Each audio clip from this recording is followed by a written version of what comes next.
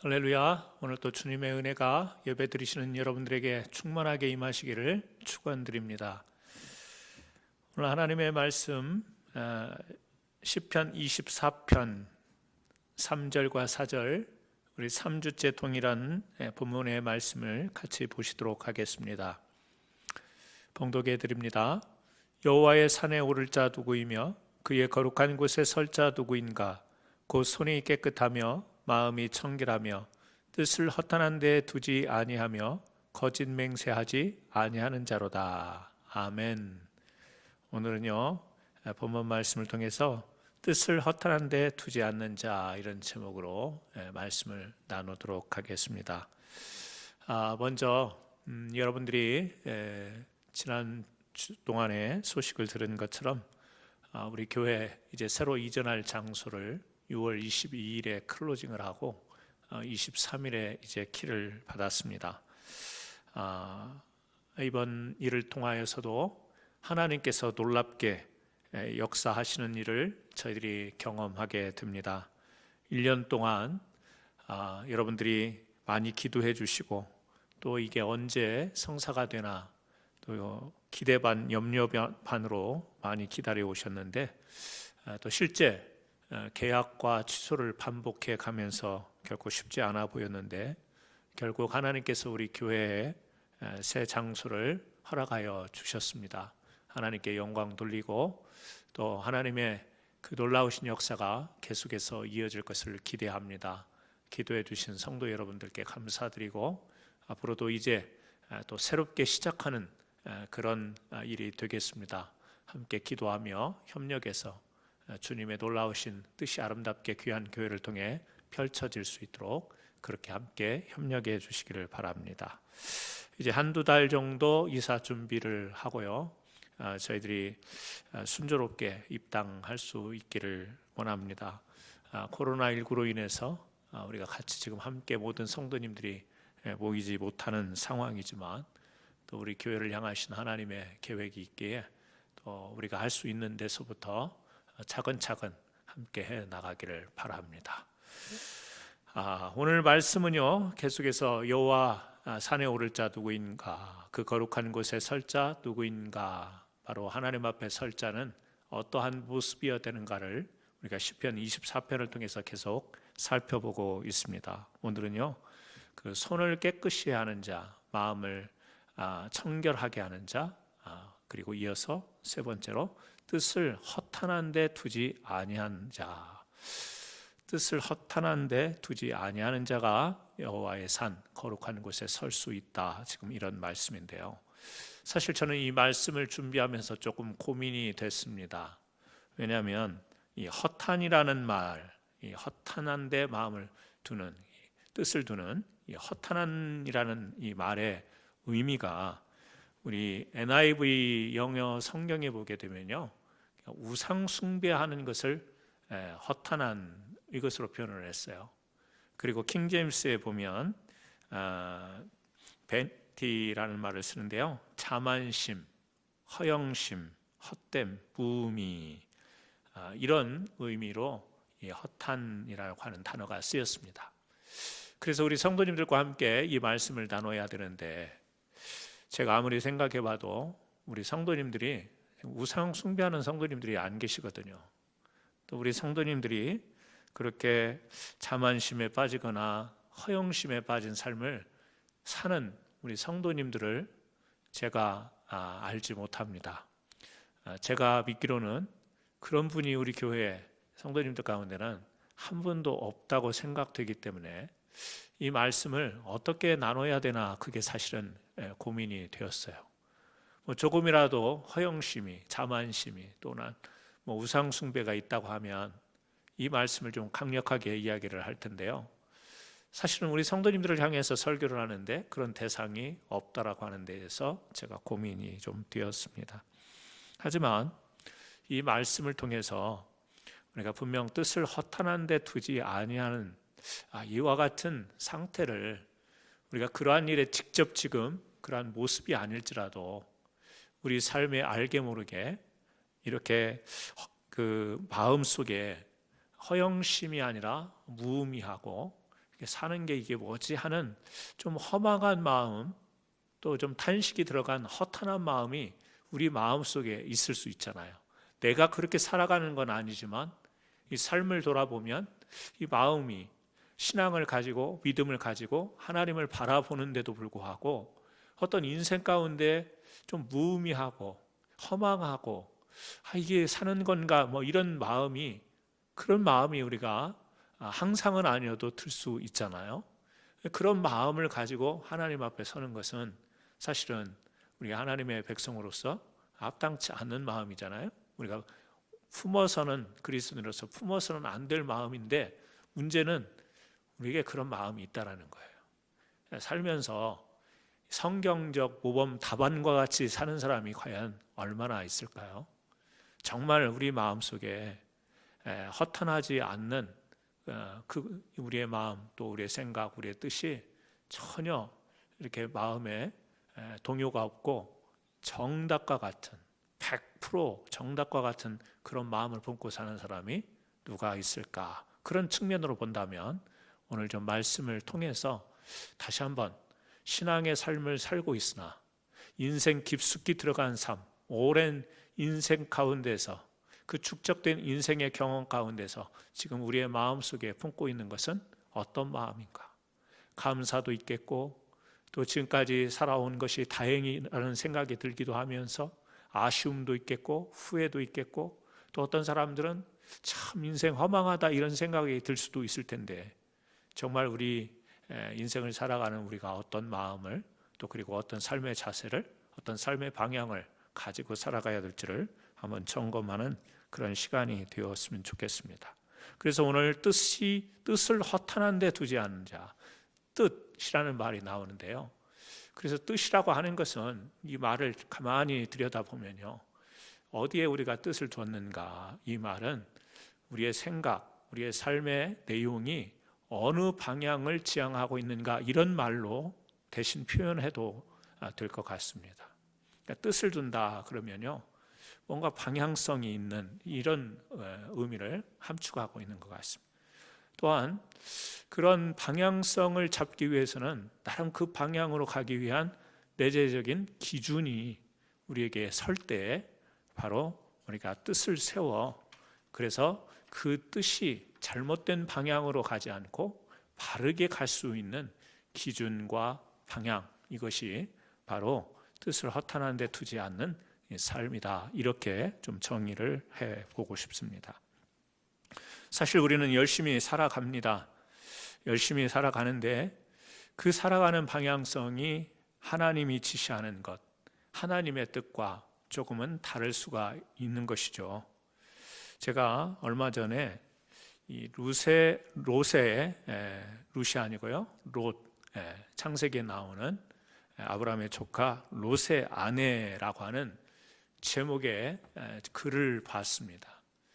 우리 창세기의 19장에 보면요, 이 롯의 아내가 그 소돔과 고모라 성에 이제 유황불이 내리고 심판이 임할 때 이제 남편을 따라, 그리고 또 그 천사가 지시한 대로 그 소돔과 고모라를 등지고 이제 빨리 도망치잖아요.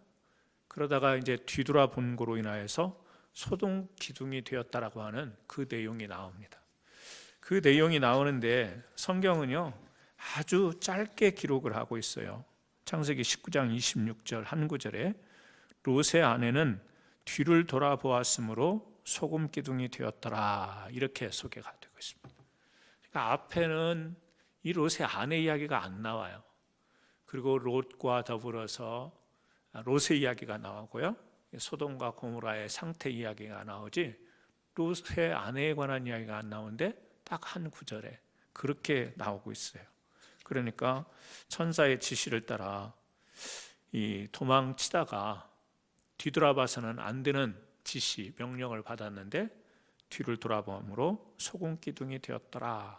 그래서 오늘날 롯의 아내는 그 하나님의 명령, 뒤를 돌아보지 말라고 하는 그 말을 듣고도 뒤를 돌아봄으로 인하여서 심판을 받았다. 뭐 이야기가 결론처럼 그렇게 우리가 딱 머릿속에 고정되어 있잖아요.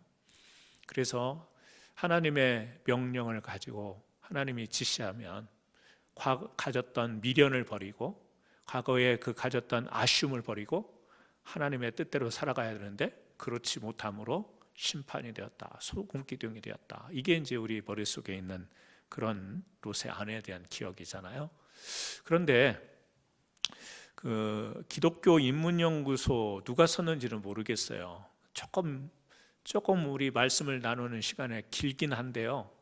한번 여러분들이 제가 좀 읽어드릴 테니까 한번 들어보셨으면 좋겠습니다. 저는 이 글을 보면서 성경으로 단편적으로 봤던 롯의 아내, 왜 그 상황에서 앞만 보고 달려가지, 하나님이 살려줄 길을 열어주셨는데 그렇게 하나님의 말씀을 어기고 뒤돌아봤다가 소금기둥이 되었나, 이런 마음으로 계속 봤던 건데요.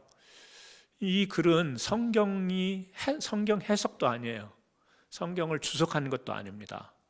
그런데 이게 굉장히 공감이 되고 이해가 되고, 이 롯의 아내가 바로 나구나, 롯의 아내가 바로 우리구나라고 하는 그런 공감을 좀 느꼈는데요. 한번 읽어드리겠습니다. 약간 긴데요.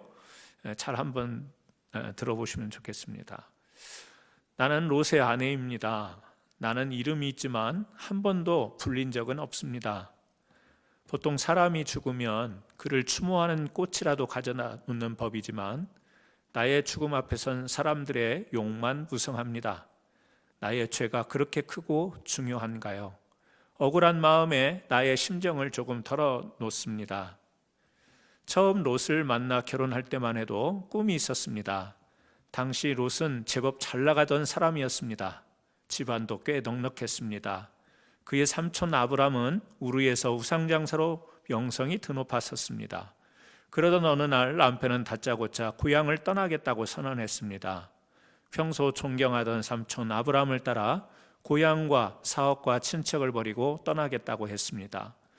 어디로 가느냐고 물어보았지만 남편은 대답하지 못했습니다. 목적지도 없이 떠나겠다니 어리석기 짝이 없었습니다. 평소 여자 이야기는 귀담아 듣지 않기에 더는 말릴 수 없었습니다. 고향을 떠나 말도 다르고 문화도 다른 타향으로 가는 여정은 결코 녹록지 않았습니다. 고향을 떠난 후 많은 곳을 돌아다녔습니다. 처음 간 곳은 가나안이었는데 우르에 비하면 황무한 땅이었습니다. 게다가 가뭄으로 우리는 이집트까지 내려가야만 했습니다. 거기서 숙모인 사라가 이집트 왕에게 사로잡히는 어려움을 겪었지만 기적적으로 돌아왔습니다. 하나님의 은혜가 아니었다면 우린 모두 죽었을지 모릅니다. 그래도 난 한 번도 불평하거나 원망한 적이 없었습니다. 남편은 욕심이 많아 이익이 된다고 하면 물러서는 법이 없었습니다. 그는 어떻게 해서든 성공하겠다라는 야심에 사로잡혀 때로 삼촌의 목동과 싸웠습니다. 결국 남편은 삼촌 아브람과 갈라서고 말았습니다. 그는 소돔과 고모라를 택했습니다. 소돔과 고모라는 가나안 땅에서 가장 풍요로운 땅이었습니다. 그곳에는 큰 도시가 있었으며 비교적 발달한 문화가 있었습니다. 남편은 소돔과 고모라에 가면 잘 살게 될 거라고 장담하였습니다. 소돔에서의 삶은 과히 나쁘지 않았습니다. 비록 마을 사람들이 우리를 반기지 않았지만 그렇다고 내치지도 않았습니다. 나는 거기서 2딸을 낳았습니다. 아들을 낳지 못한다고 은연중에 남편은 나를 무시하였습니다. 남편의 외면을 이해 못하는 바가 아닙니다. 우리 둘 사이는 점점 멀어지기 시작했습니다. 나의 유일한 희망은 2딸이었습니다. 어린 딸들이 광장에서 뛰놀던 모습, 나를 위하여 노래 부르던 모습은 아직도 기억에 생생합니다. 나는 뜰하게 온갖 꽃을 키우는 재미에 빠지기도 했습니다. 그러던 어느 날 남편은 낯선 손님들을 데리고 왔습니다. 나는 부엌에서 열심히 준비하였습니다. 일이 꼬이려고 했는지 소돔에 흉악한 깡패들이 몰려왔습니다. 손님을 내놓으라고 아우성쳤습니다. 그때 남편은 나에게 아무런 상의도 하지 않은 채 충격적인 말을 하였습니다. 나에게는 아직 남자를 모르는 딸이 둘이 있는데 그 아이들을 당신들에게 내어줄 테니 마음대로 하시고 그러나 내가 보신 분들에게만 아무 짓도 하지 말아 주시오. 평소 여자를 무시하는 태도를 보였던 남편이지만 이런 결정만큼은 도무지 이해할 수 없었습니다. 사랑하는 딸들, 그것도 결혼을 앞둔 딸들을 내주겠다니 말이 되지 않았습니다. 두 딸은 벌벌 떨며 나를 찾아왔습니다. 우리는 서로 껴안고 기도했습니다. 하나님 살려주십시오. 하갈의 기도도 들어주셨던 하나님, 우리 모녀를 구하여 주십시오. 남편에 대한 애정도 거의 없었지만 그 순간 그와 함께 살 소망이 완전히 사라졌습니다. 일은 매우 급하게 돌아가기 시작했습니다. 밤새 시끄럽게 떠들던 마을은 웬일인지 조용해졌습니다. 낯선 사람은 심각한 얼굴로 우리에게 소돔성을 떠나라고 했습니다. 물질에 욕심이 많았던 남편은 우물쭈물하였습니다. 남편은 직감적으로 소돔을 떠나면 그동안 쌓았던 재산을 다 잃어버린다고 생각한 모양입니다.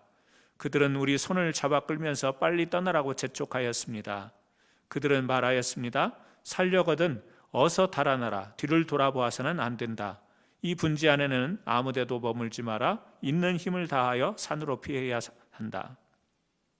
우린 산을 향하여 뛰기 시작했습니다. 하늘은 먹장같이 검게 변했습니다. 순간 천지를 찢는 큰 소리와 함께 불이 떨어졌습니다. 유황 타는 냄새가 역겹게 나기 시작했습니다. 순간 저 혼자 살겠다고 앞서 달려가는 남편의 뒤통수가 보였습니다. 어느새 딸들의 손도 놓아버리고 혼자 달리는 남편의 벗겨진 뒷머리가 역겨웠습니다. 마침 샌들의 가죽끈이 풀어졌습니다. 가쁜 숨을 몰아쉬면서 나는 신발끈을 고쳐 매고 무릎을 꿇었습니다. 그때 가슴속에서 한 가지 질문이 떠올랐습니다. 사는 게 뭐지? 꿈을 쫓던 젊은 시절부터 떵떵거리며 살아보겠다고 아둥바둥하던 남편을 따라 여기까지 왔는데 이젠 빈손이 되었습니다. 그래도 살겠다라는 욕망에 사로잡혀 저 자식 손을 다 뿌리치고 혼자 달려가는 남편이 가련하였습니다. 그리고 불구덩이에서 살겠다고 아우성치는 마을 사람들은 더 불쌍하였습니다. 고향 떠난 후 이곳저곳 참 많이 돌아다녔습니다. 그래서 소돔에서 제일 오래 머물면서 정붙이고 살며 두 딸을 낳았습니다. 아이들이 뛰놀던 마을 광장, 꽃향기로 가득했던 뜰악의 화단, 커다란 집의 넓은 창문, 이제 모든 것을 다 잃어버리고 다시 정처 없이 뛰고 있습니다. 아차하는 순간 나는 그만 돌부리에 걸려 넘어졌습니다. 힘이 쭉 빠졌습니다. 나는 마을 사람을 버려두고 혼자 살겠다고 도망치는 것이 부끄러웠습니다. 남편 따라 또 도망가 보았자 다시 욕심에 사로잡혀 헛된 인생을 살아갈 것이 뻔하였습니다. 나는 뒤돌아보았습니다. 아무 생각 없이. 아마도 나의 삶에 대해 분노하였기에 뒤를 돌아보았는지 모릅니다. 모든 것을 버려두고 고향과 정든 땅을 떠나는 것에 지쳤는지도 모릅니다. 혼자라는 외로움 때문에 돌아보았는지 모릅니다. 이제 나는 소돔 기둥이 되었습니다.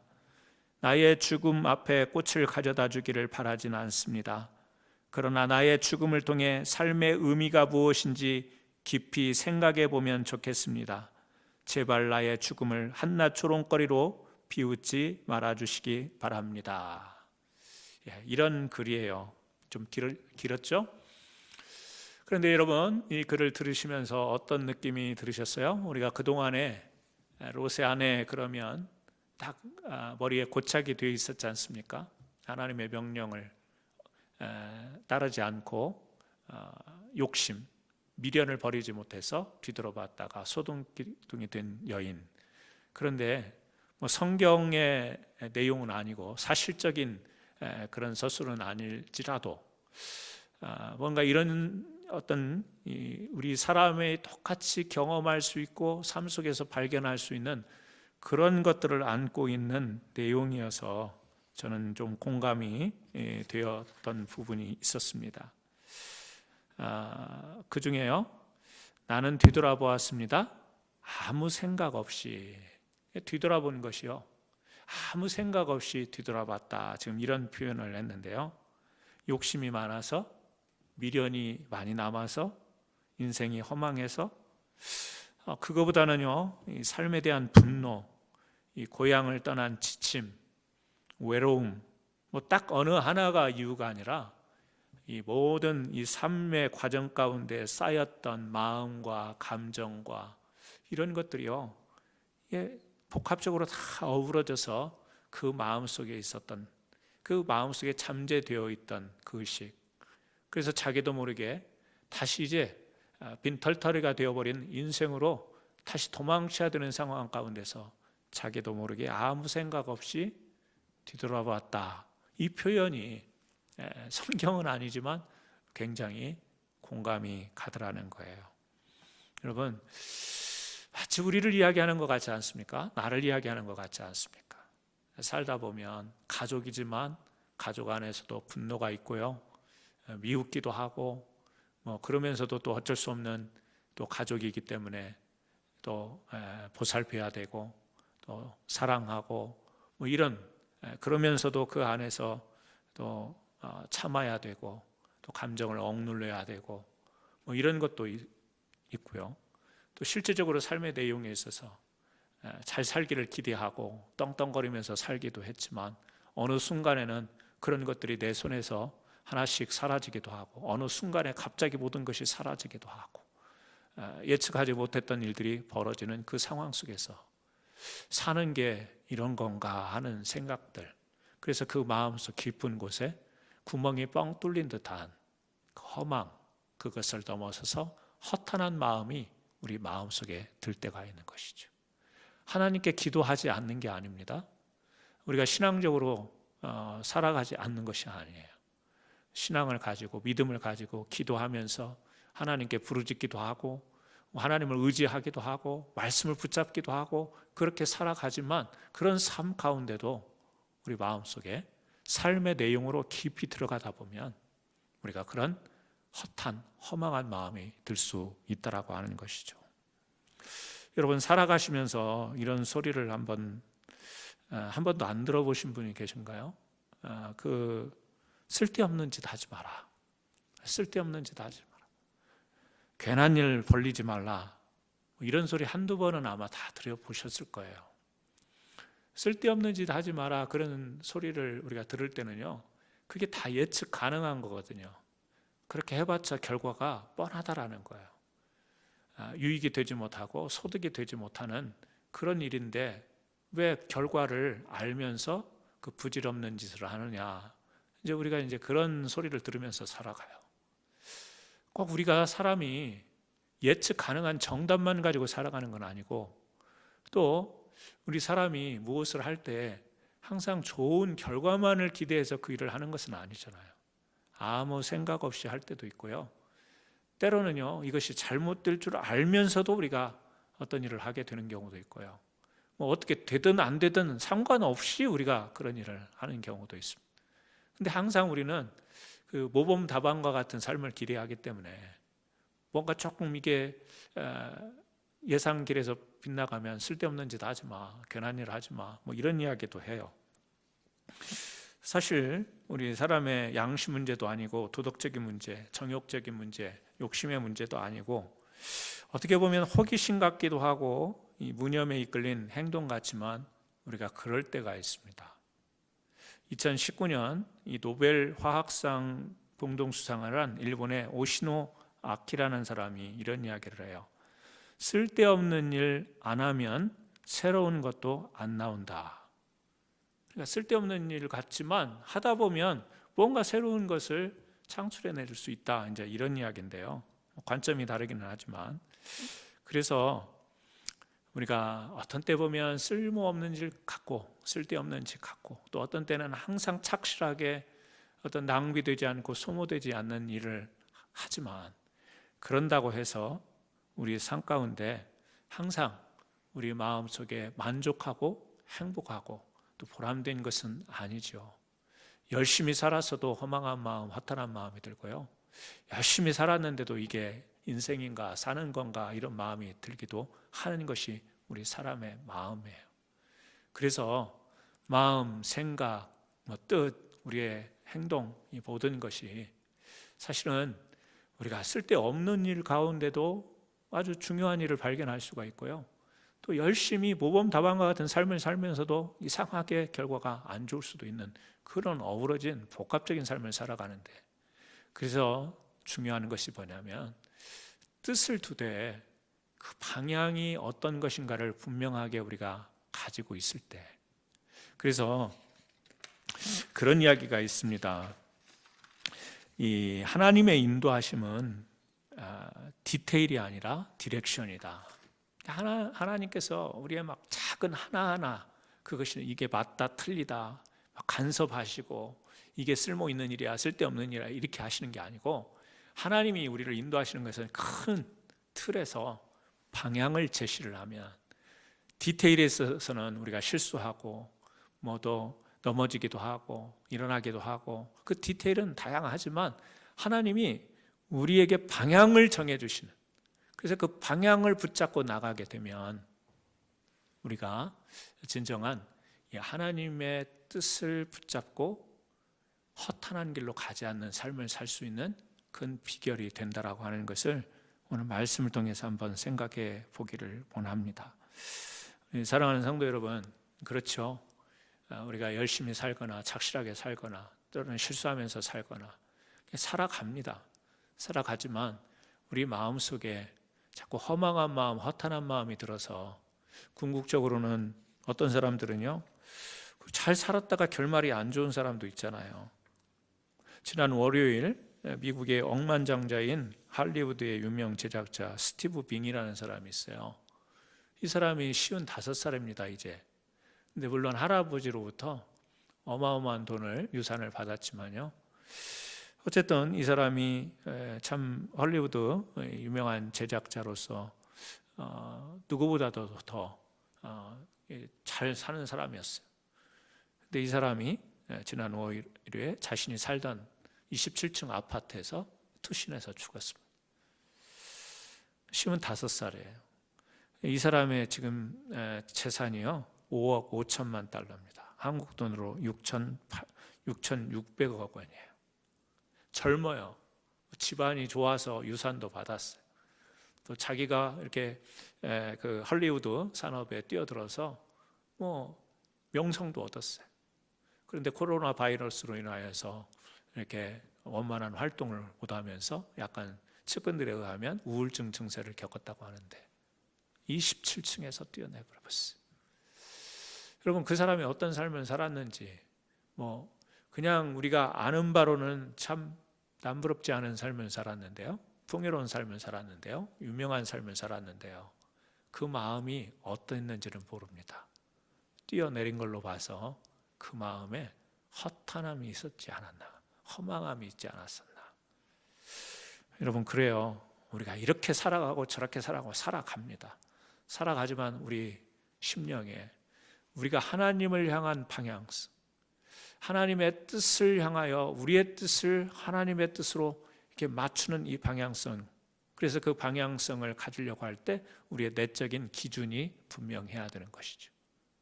다니엘이 그걸 보여주고 있지 않습니까? 자기 삶의 디테일한 부분들이 있었어요. 바벨론, 페르시아의 포로로 붙잡혀 갔습니다. 그곳에서 이방에서 우상을 숭배하는 나라에서 산다라는 것이 사실은 쉽지가 않습니다. 그런데 그가 받는 교육 제도나 정치 체계나 이방 신들의 이름을 따라서 또 이방 사람들의 이름의 형식을 따라서 이름을 지어야 되는 이런 모든 것들에 대해서 크게 문제 삼지 않는 것 같습니다. 어떻게 보면 자연스럽게 거기에 동화되는 것 같습니다. 디테일한 부분이죠. 삶의 디테일한 부분입니다. 그런데 다니엘에게 있어서 이 왕이 하사하는 이 음식만은 이 다니엘이 거절합니다. 왜냐하면 그 음식 자체는 문제가 없지만 이 이방 신에게 바쳐진 음식으로서 그 음식이 왕에 의해서 주어지기 때문에 그 음식을 받는다라는 것은 하나님에 대한 오독이 되는 것이고 그 우상에 대한 순종의 의미가 되기 때문에 다른 디테일한 것은요 수용해요. 하지만 이 한 가지는 분명하게 뜻을 정하여 그 마음과 그 삶의 태도가 하나님을 향한 방향성으로 분명하게 서 있는 것을 볼 수 있겠죠. 이 모습이 사실은 이방 왕에게도 많은 사람들에게도 이 순종하는 다니엘의 모습을 통하여서 사람들이 신용을 하게 되는, 신뢰하게 되는 그런 비결이 되었습니다. 여러분, 그래요. 우리가 살아가는 디테일한 부분에 있어서는 이게 선택의 고민도 있고 갈등도 있을 수 있습니다. 그런데 분명하게 하나님이 원하시는 뜻을 향하여 그 방향을 향해서 우리의 뜻을 정하고 갈 때, 비록 포로가 되었든, 비록 남의 나라의 밑에서 교육을 받든, 비록 우리가 곤란한 어려운 힘든 삶을 살아간다 할지라도 그 마음속에 내가 왜 사는 거지? 사는 게 이런 거야 라고 하는 허망한 마음이 들지 않고 그 가운데서도 하나님의 계획과 하나님의 뜻이 있음을 붙잡고 흔들리지 않고 그 삶의 내용과 그 삶의 모습 속에서 자기의 삶의 이유를 분명하게 찾을 수 있는 확고한 사명에 의해서 살아가는 삶의 모습을 붙잡게 되는 것이죠. 오늘 사랑하는 성도 여러분, 오늘 여호와 앞에 오를 자, 여호와의 산에 오를 자, 거룩한 곳에 설 자 누구인가? 바로 우리지 않습니까? 바로 하나님 앞에서 뜻을 허탄한 데 두지 않는, 다시 말하면 하나님을 향해 방향성을 분명히 가지고 내재적인 기준을 가지고 오늘 또 마음속에 아까 전해드린 이 롯의 아내의 어떤 글과 같이 그 삶 속에 삶에 깊이 들어가서 하나님께 기도도 하고 하나님께 은혜도 받았다고 이야기하지만 그 자기의 삶의 자리만을 바라보니까 그 방향이 온통 자기의 삶의 그 모습으로만 바라보니까 그것이 이게 사는 건지 이런 허망한 생각이 드는 것이고, 그런 생각이 잠재되어 있다가 자기도 모르게 뒤를 돌아보게 되는 이와 같은 모습이 우리 가운데 있을 수 있는 것이죠. 다시 한번 오늘 우리 자신들의 마음을 하나님께로 향하고 하나님이 주신 은혜 속에서 다 이유가 있고 다 목적이 있음을 깨달으며 오늘도 그러한 하나님의 붙드심 가운데 거룩하게 나아갈 수 있는 우리 사랑하는 성도 여러분 되시기를 예수님의 이름으로 축원합니다. 기도하겠습니다. 하나님 아버지, 오늘 저희들이 뜻을 허탄한 데 두지 아니하는 자로 살아갈 것을 다시 한번 말씀을 통해 상고해 봤습니다. 사실 우리는 하나님을 의지하고 말씀을 순종하며 살아간다고 하지만 우리의 삶이라고 하는 깊은 수렁에 빠져서 우리는 잘 살기 위하여 또 떵떵거리면서 살기 위하여 그래도 자신이 생각한 만큼의 행복의 기준을 만들어 놓고 그 삶에 이르도록 온갖 수고와 애를 다 쓰고 있습니다. 하지만 우리의 생각과 기대처럼 되지 않는 것이 또 우리 인생이기에 어떤 때는 사는 게 이런 건가 허망한 마음, 허탄한 마음이 들기도 합니다. 그러다 보면 하나님의 사람으로서 가져야 될 존귀한 마음, 정말 하나님께서 우리에게 부여하신 그 귀한 것들을 놓칠 수가 있습니다.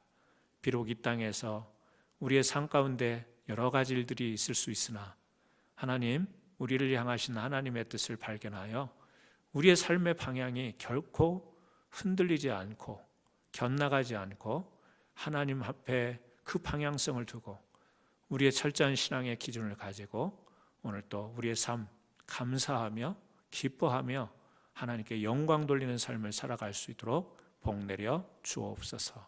예수님의 귀하신 이름으로 기도드리옵나이다. 아멘.